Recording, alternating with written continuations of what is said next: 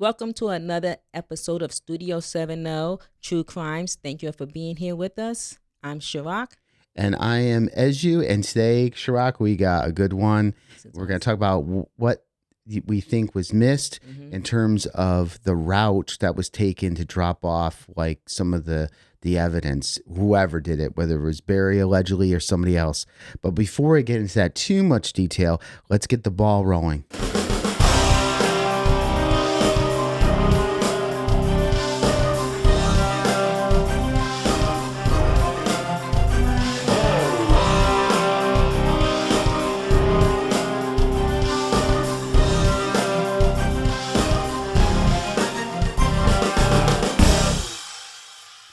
Thank you, guys. And before we get started, this is for educational entertainment purposes only. Do your own research. Everyone can make mistakes.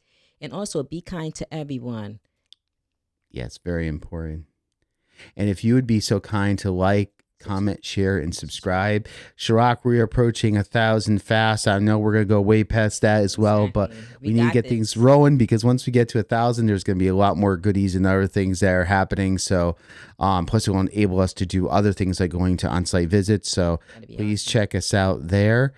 But are you ready to get things rolling? All right, I'm gonna go quickly here. I want to get things started. I'm excited about this one because I want to see what everybody thinks. Right, so was this missed? And you can see a little preview, spoiler alert, 226. And I'll talk about 226 versus the Route 50. So if you're familiar with this case, you know what I'm talking about. But don't worry, if you're not, check out our episode, our timeline episode. That gives a little background on the story, but no worries. If you do not know, then you can check out these other podcasters. They do a great job in, filling in the gaps. So you definitely want to check them out. They go pretty thorough. They go like an hour or so, almost each one of them into this case. So you get to know the story. But this, we're going to assume that you know the story.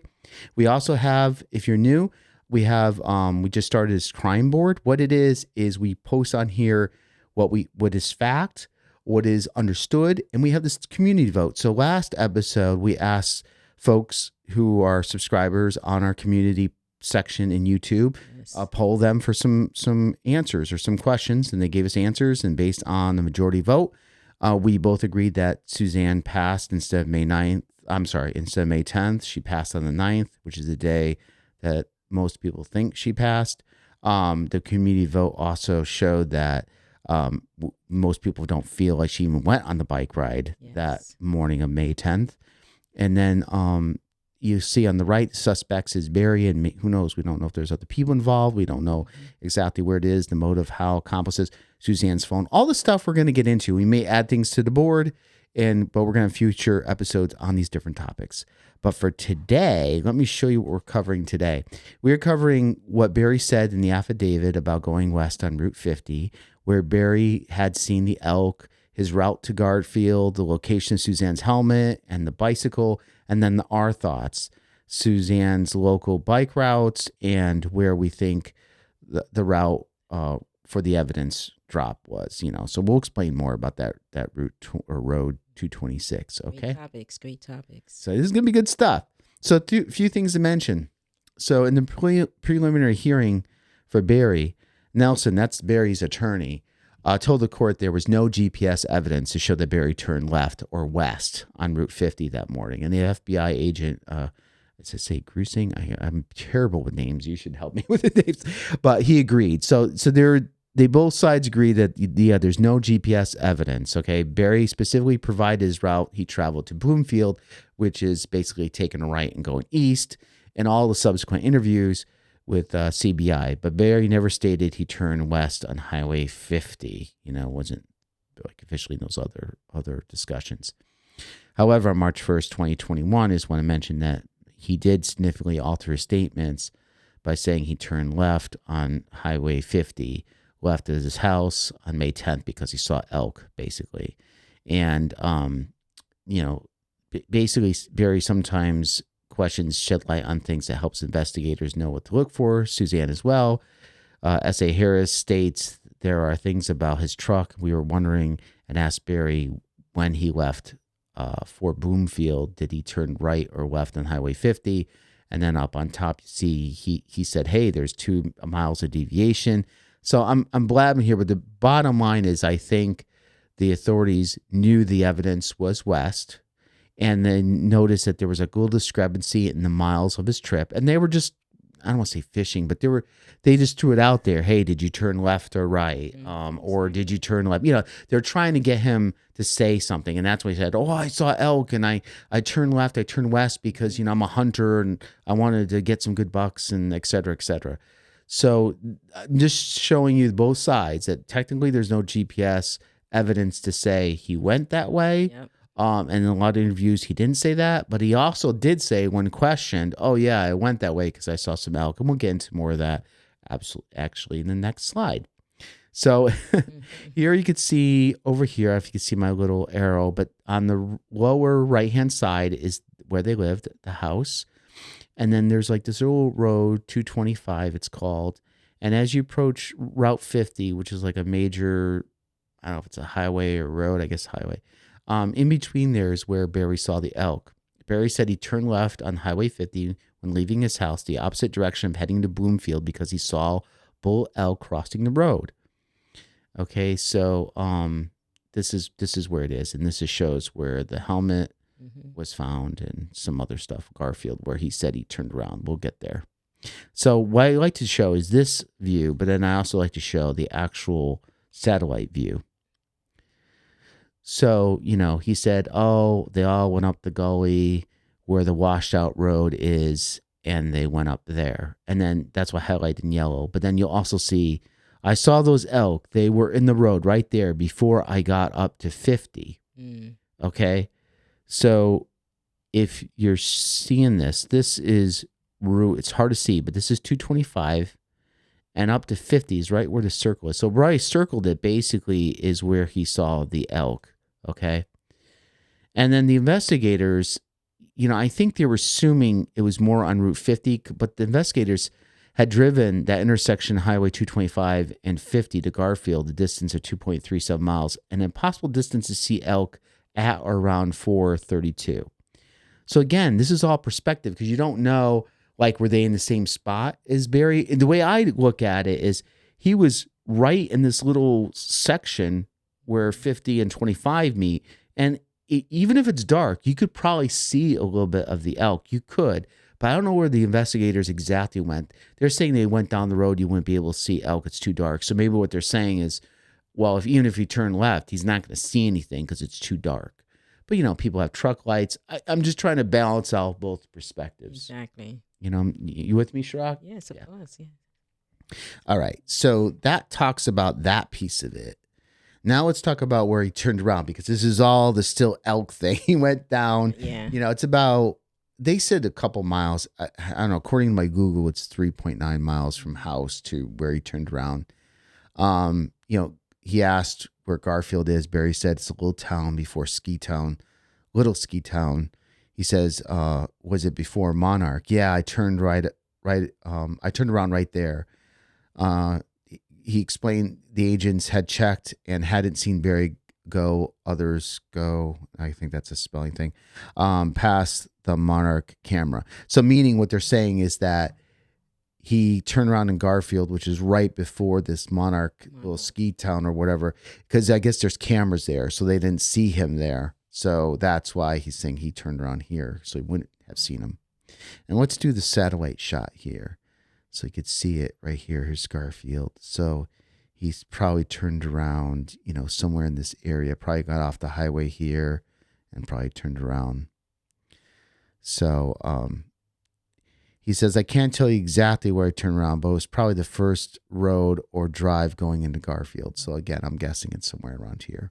But the bottom line is he presented where he turned around. Okay. Now let's look at, this was provided in the warrant or affidavit information. So this is something I got out of the court records. So this is the helmet area, the bike, and the Morphew residence. So we're going to get into this more detailed. So hang with me. There's you have to see all these pieces to get the puzzle all put together, right? As well. Yeah. All right. So basically, we'll start off with the location of the helmet, right? And they give the GPS coordinates. So basically, it was right about up here off of Route 50, right? Okay. And if I see the satellite image, you could see a little bit better. This is 226, this is 50, and was found roughly around this area. And what I did to kind of confirm it is I went on to Google Maps. I put you could put a little, what do you call it, flag, a little mark there, and it tells you the GPS coordinates and stuff. So Barry's trip to Garfield adds approximately 5 miles each way to his morning trip and places Barry and his vehicle in the direction the helmet was discarded west from the bicycle. So what they're saying is that when he turned west down this road, down 50, going after those elk, he was in the vicinity of where the helmet was. Okay. Let's keep that in mind. These are all these little puzzle pieces. Exactly. So the next piece is the bicycle, right? And you can see it where I kind of put roughly where it is, the little circle dot here, the bike. And trailhead is, and I'll get to it later. I don't want to jump around. I'm so tempted. I get so excited. I'm all over the place. But basically, I'll get to what that potentially means later. But here's where the bike was found. So it's kind of in between the 225 and 50. And I got a surprise later. We're going to watch a video later. But let's look at this in the satellite. So my guesstimate, it's somewhere around this area here, okay? Right where 225 meets 50, where sort of he saw the elk. All right. Due to the steepness of the incline, the bike should have been damaged if an accident was occurred. So basically, if she fell or the bike went flying or somebody chucked the bike, there would have been some kind of damage. Okay? Yes. And I don't know if I mentioned this before, but the bike appeared out of place. It just seemed like there's a lot of documentation. And again, I don't want to be boring and read all this stuff. You guys can pause it, read it, or it's in the court documentation. But it seemed like somebody just like placed the bike there. Gently. Okay, gently placed it down, right.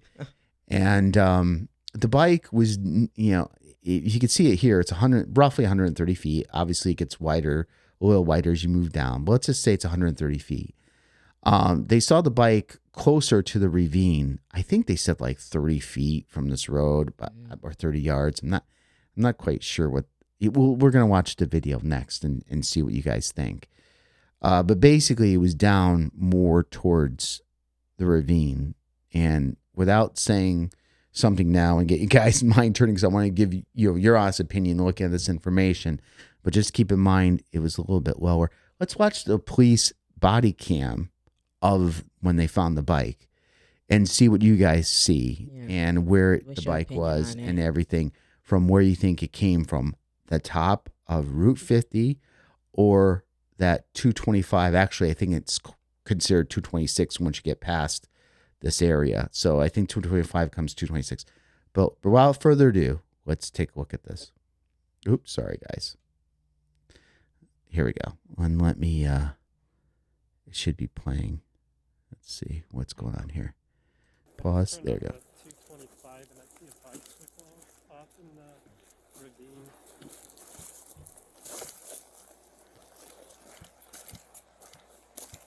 I copy, and you just turned on to 325? 225. So on 225, like down there. Copy, 225. But they're looking up like towards Route 50.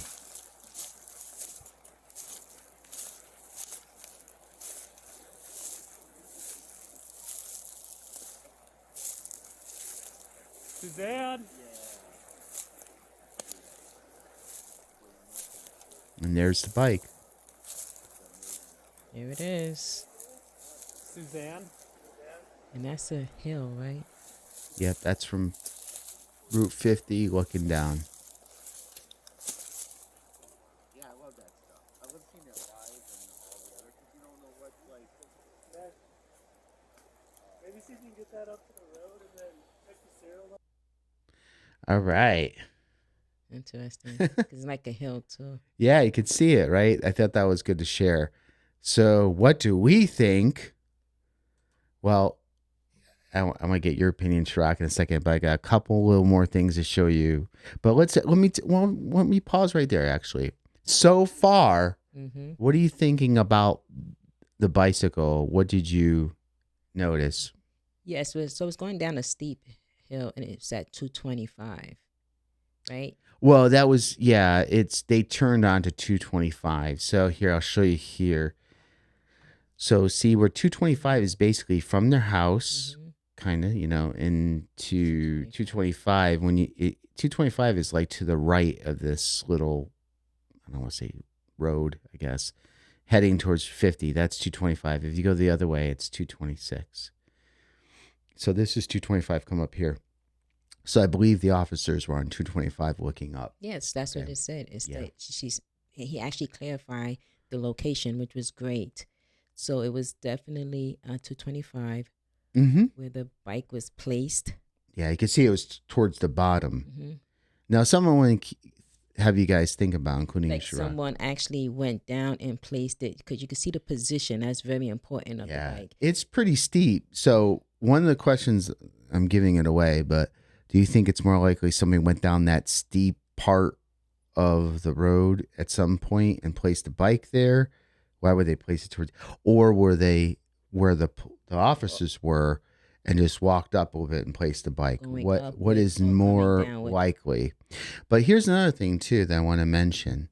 Suzanne, this is what Barry said, that she rode her bike regularly in the afternoon, which we know it's really more towards the morning, or I'm sorry, so he said it was the morning that she rode the bike on the 10th, but regular she rode in the afternoon. Let me clarify that. But also she used often a wide trail across the highway. And then he also mentioned she rides once in a while in the neighborhood. Now, we know that he asked her, or she asked him to take the bicycle out of her vehicle. So the next day, we can assume she was going to ride locally, because why would you have to take the bike out and then she was going to put it back in the car? So I know what the question you was asking too, like, did somebody go on 50 and place the bike down, or did they go down to really 226 and maybe place the bike up? Right. That's going to be one thing we're going to talk about. And then the other thing to mention, if you look across the highway, like I'm assuming, and this is a pretty good assumption, is when he mentions, see in yellow, often using a wide trail across the highway is Route 50, and there's this trailhead right here. Yep. So this is probably where she often used the trail. Now, I'm not saying she didn't ride around 225 or, did the neighborhood run, but it's just really weird. Why would you, if she did make it, now maybe she didn't make it to 225 to 50, maybe she didn't get there. Maybe somebody intercepted, if we allegedly, let's say it's not Barry, allegedly, say it's somebody else. They would have to intercept her right when she was crossing the highway and grab her there and do that. Because I'm sure once she's in trailhead, why would they take her? And I don't know. But I just want to show you where theoretically she would be riding the bike. So let's see how that looks from a satellite view, okay? So as you can see where the house is and then where that trail is, okay? But let's move on further. So here's what I think happened. And again, this is just my opinion. Everybody's, can do your own opinion. I want your thoughts later. But I think whoever did this, and I say that, because people assume Barry and, allegedly him or somebody else, or maybe a combination. But would it make more sense that the vehicle went on 226, the dirt road, because the bike is on the right, it's lower to the ravine, right? You can get out and just walk up a little bit and place it there and keep. Then you go and I'll show. Well, let me finish this and I'll show you the satellite view and I'll show you something else.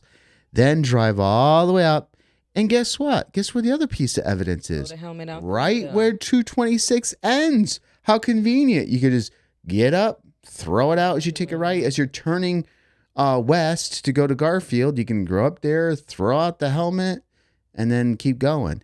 To me, that seems more viable than Route 50, where you have to stop. Theoretically, you'd have more people driving the road, but I'm sure it's probably, quiet, depending on what time you went. But there's more likely to be much more people on 50 driving than 226. So just pull over, go down that steep thing, risk getting hurt, placing the bike there, and climbing back up. I don't know. To me, it seems like this 226 is like where both points begin and end, right? So let's look at the satellite version. And here's another thing I want to point out. Do you notice that other than this little house down here, there's no homes here? So you could drive either with low light or no light, or you could probably, this is very dark.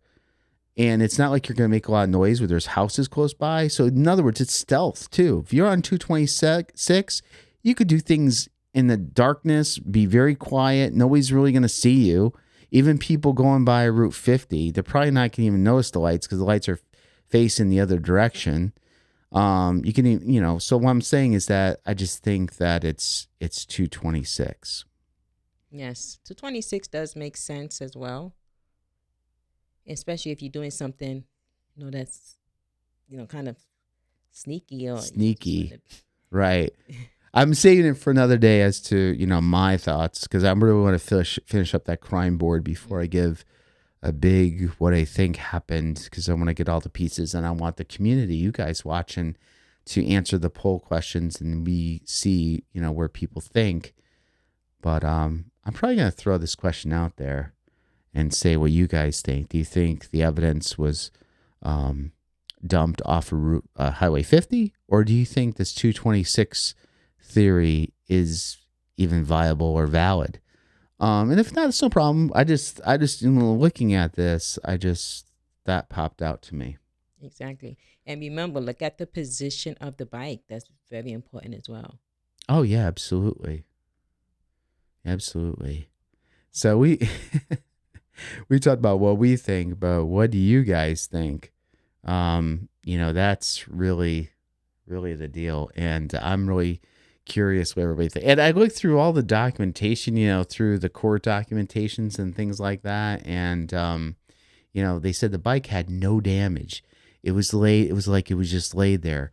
And I just can't see somebody going down that steep embankment and placing it right there. You might as well just take a step or two and go. Pfft. Exactly. At least have a little bit of weeds incorporated in the bike. Or something. It just doesn't.